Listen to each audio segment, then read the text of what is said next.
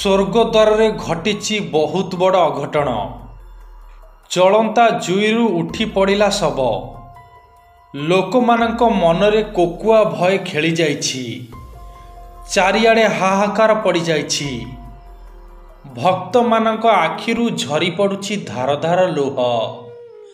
ह मधुमाने, आपण जदि महाप्रभु को भक्ति करती, प्रभु जगन्नाथ को आराध्य बोली मानती, तेबे ही करुण सत कहानीटी को दयाकरी शेष पर्यंत शुणु। तेबे महाप्रभु आपणक परिवार मंगल करिवे। जाजपुर जिलार दीपा मैडम, जी कि जणे महाप्रभुंकर परम भक्त, आउ तांकर परिवार कहिले स्वामी सासु ससुर ओ 5 मासर विकलांग पुओ। से सबुबले कालिया को गुहारी करी कहती, हे महाप्रभु, तुमे मो कोल को एमिति छुआटीए देइछ बोली साई पड़िसारे केते लोक केते कथा कहि जाउछंती। केते लोकंक ठारू केते कथा सुनिबाकू पड़ुछि। हेले सत कहूछि कालिया, तुम उपरे एबे भी सेतिकी भरोसा अछि ठाकुरे, सेतिकी भरोसा अछि। तुमे दिने ना दिने सबु किछि ठीक करिदेब। तुमे दिने ना दिने सबु किछि ठीक करिदेब। एमिति छाती रे छातीए कोह को चापी रखी सबुबले कांदी कांदी गुहारी करती महाप्रभु को। एमिति दिनकर कथा, तांको छुआ को भीषण थंडा होइथाए, आउ बेले बेले छाती रे कंफ जमी जाउथाए। एमिति जोर रे हेबारू बापा माँ एक ऑटो साहाଯ୍य निज पिला को गोटे पाख मेडिकल को नहीं गले। आउ सेठारे डाक्तर बाबू पिलाटी को देखी व्यस्त होई कहिबाकू लागिले, देखंतु तुम पिलार पिठी हाड़ जन्मरू बंका बोली से एमितिरे कष्ट पाउथिला, आउ एबे छाती रे कंफ जमाटा बांधी सारिलाणी। तेणु जेते शीघ्र संभव पिलाटी को बड़ मेडिकल नहीं जातु। एहा सुनी दीपा मैडम ओ तांको स्वामी को पाद तलू माटी खसीगला। आउ सेमाने गभीर चिंतारे पड़ी भाबिबाकू लागिले, आमे एबे कौन करिबा, बड़ मेडिकल को केमिति जिबा, दिने काम को नगले आम घरे चुली अजला, कोठु बा आसीबो पैसा, आमे तो गरीब लोक, आमको साहाଯ୍ୟ करिबो बा किए। एमिति कथाबार्ता होई छुआ को सांगरे धरी सेई ऑटोरे घर को फेरी आसिले। सेउठु घरे पहुंची महाप्रभुंको फोटो को छाती रे जाबुड़ी धरी कई कई होई कांदी कांदी कहिबाकू लागिले, हे ठाकुरे, काहेकि एते बड़ शास्ति देउछ ठाकुरे, काहेकि ए गरीब खटिखिया मनीषटा उपरे दाउ साधुछ ठाकुरे।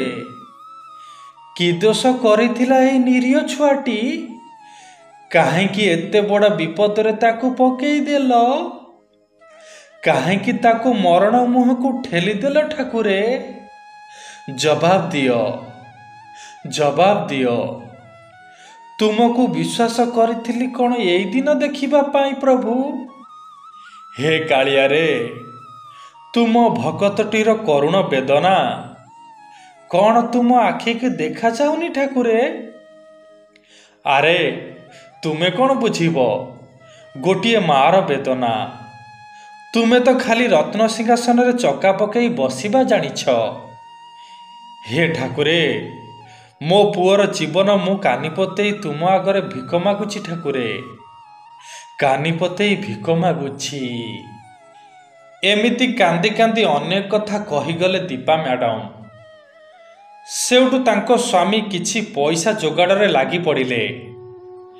हेले गरीब लोक को एते सहजरे पैसा दबबा किए। एमिति पुओ को बंचेबा पाई या गोड़ तले ता गोड़ तले भिक मागुछंती बापा माँ। ହେଲେ ଦିନେ ରାତିରେ ସ୍ୱାମୀ ସ୍ତ୍ରୀ ଦୁହେଁ ପିଲାକୁ କୋଳରେ ଧରି ଗଭୀର ନିଦ୍ରାରେ ଶୋଇଥାନ୍ତି। ହଠାତ୍ କ'ଣ ହେଲା କେଜାଣି ପିଲାଟି ଜୋରରେ କାନ୍ଦିବାକୁ ଲାଗିଲା। ଆଉ ବାପା ମା କିଛି କରିବା ଆଗରୁ କୁନି ପିଲାଟିଏ ସବୁଦିନ ପାଇଁ ଆଖି ମୁଜିଦେଲା। ଏହା ଦେଖି ମାର ହୃଦୟଟି ଫାଟିଗଲା। ଆଉ ବାପ ଆଖିରୁ ଝରି ପଡ଼ୁଥାଏ ଧାର ଧାର ଲୁହ। ସେଉଠୁ ଛାତି ଫଟାଇ ଦୀପା ମ୍ୟାଡ଼ାମ ମହାପ୍ରଭୁଙ୍କୁ କହିବାକୁ ଲାଗିଲେ, ହେ ଜଗନ୍ନାଥ, ତୁ କୋଉଠି ଅଛୁ ପ୍ରଭୁ? ଏସବୁ କ'ଣ ହୋଇଗଲା ପ୍ରଭୁ? ଶେଷରେ ମୋ ପିଲାକୁ ତୋ ସ୍ୱର୍ଗଦ୍ୱାରକୁ ନେଇଗଲୁ। ବାଃ କାଳିଆ ବାଃ, ତୁ ଆଜି ପ୍ରମାଣ କରିଦେଲୁ କି ଗରିବର ସାଥୀ କେହି ନୁହନ୍ତି। ହେ ଠାକୁରେ, ହେ ଚକାନୟନ, ହେ କୃପା ସିନ୍ଧୁ, ମୋ ପୁଅକୁ ମୋ କୋଳକୁ ଫେରାଇ ଦେ ପ୍ରଭୁ, ମୋ ପୁଅକୁ ମୋ କୋଳକୁ ଫେରାଇ ଦେ। ଏମିତି ବାପା ମା ପିଲାକୁ ଧରି ଭୋ ଭୋ ହୋଇ କାନ୍ଦୁଥାନ୍ତି। ଆଉ କାନ୍ଦଣା ସ୍ୱର ଶୁଣି ସାଇ ପଡ଼ିଶା ଧାଇଁ ଆସି କାନ୍ଦିବାକୁ ଲାଗିଲେ। ସେଉଠୁ କିଛି ସମୟ ଭିତରେ ହଠାତ୍ ଜଣେ ସୁସ୍ଥ ସବଳ ଲୋକଟିଏ ଆସି ସେଠାରେ ପହଞ୍ଚିଲା। ଆଉ ତୁରନ୍ତ ମୃତ ଶିଶୁକୁ ଦେଖି ଜୋରରେ କହିବାକୁ ଲାଗିଲା, ସମସ୍ତେ ଧୈର୍ଯ୍ୟ ଧରନ୍ତୁ, ପିଲାର କିଛି ହୋଇନି। ଏତିକି କହି ପିଲାକୁ କୋଳରେ ଧରି ପକାଇଲା। ଆଉ ତା ପାଦରୁ ମୁଣ୍ଡ ଯାଏଁ ଘଷିବାକୁ ଲାଗିଲା। ସମସ୍ତେ ଏପରି ଦୃଶ୍ୟ ଦେଖି ଆଶ୍ଚର୍ଯ୍ୟ ହୋଇଯାଉଥାନ୍ତି। ଆଉ କ୍ଷଣିକ ଭିତରେ ପିଲାଟି ପୁଣି ଜୋରରେ କାନ୍ଦିବାକୁ ଲାଗିଲା। କାନ୍ଦଣା ସ୍ୱର ଶୁଣି ଦୀପା ମ୍ୟାଡ଼ାମ ପିଲାଟିକୁ ତାଙ୍କ କୋଳକୁ ନେଇଗଲେ। ତାପରେ ଲୋକମାନେ ନିଜ ନିଜ ଭିତରେ କଥା ହେବାକୁ ଲାଗିଲେ। ଯେତେବେଳେ ସମସ୍ତେ ସେ ବ୍ୟକ୍ତିକୁ ଖୋଜିଲେ, ସେତେବେଳେ ସେ ଆଉ ସେଠାରେ ନଥିଲେ।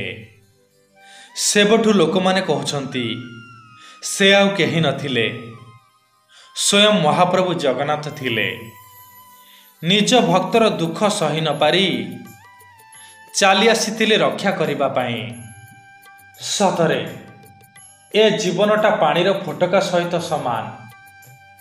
ହେଲେ ମହାପ୍ରଭୁ କୃପା କଲେ ବ୍ୟକ୍ତିଟି ମରଣ ମୁହଁରୁ ବି ଫେରି ଆସିବ, ସ୍ୱର୍ଗଦ୍ୱାରର ଜୁଇ ଉପରୁ ବି ଫେରି ଆସିବ। ସତରେ ତାଙ୍କ ଲୀଳାକୁ କିଏ ବା ବୁଝିପାରିବ? ତାଙ୍କ ଲୀଳାକୁ କିଏ ବା ବୁଝିପାରିବ?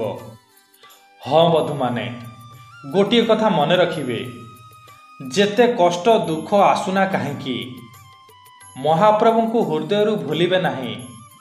କାରଣ ମହାପ୍ରଭୁ ସମସ୍ତଙ୍କର ପ୍ରଥମେ ପରୀକ୍ଷା ନେଇଥାନ୍ତି।